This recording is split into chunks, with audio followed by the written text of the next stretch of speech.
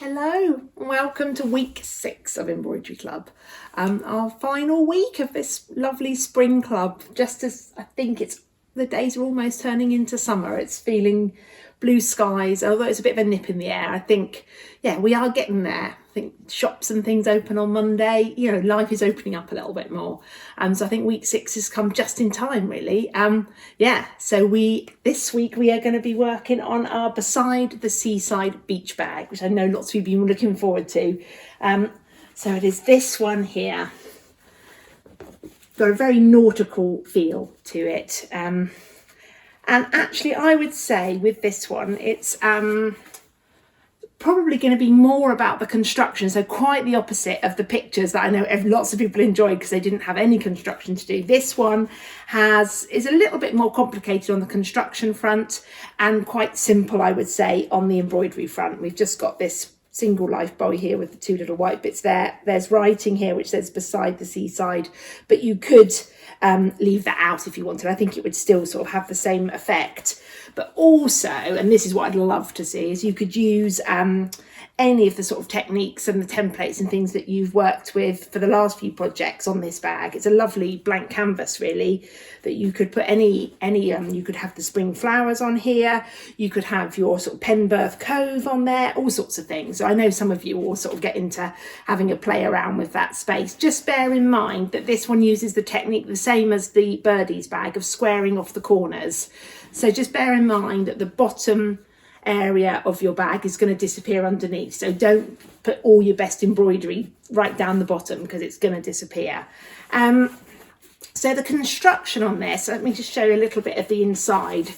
It's got this nice, what I've sort of done, you'll see it in the instructions obviously, is that final, when you finally poke your lining down inside, I've actually also folded over a part of the outer so that you get this kind of nice rim around the inside of the bag, and then you fold the handles back up to the top. So it kind of gives quite a nice effect, but it's also double securing your handles. They're sewn into the seam down here, but they're also sewn again up here.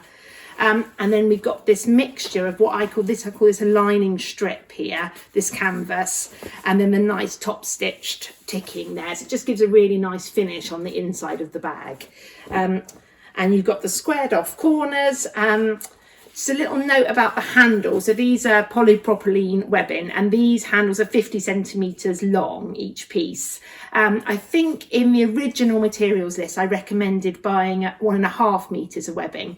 So if you have done that, you can obviously make a much longer handle. But if you've got the kit, you'll have a metre of webbing. So you'll be able to get your 2 50 centimetre handles out of those. I've gone blank, there's nothing embroidered on the back, but obviously there's plenty of scope to add either the same motif again or some of the birdies. There's all sorts of things you could add on the back.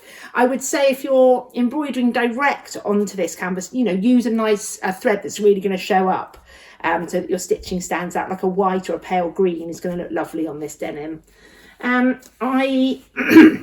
Excuse me, on my top stitching, I decided to be brave, and I've finished it off with a white stitch, I've used a really long stitch length for that, which I think looks really nice. It kind of gives it a almost like a sort of denim jeans feel. So but if you're a bit worried about the neatness of your top stitching, then just do it in navy so that it disappears.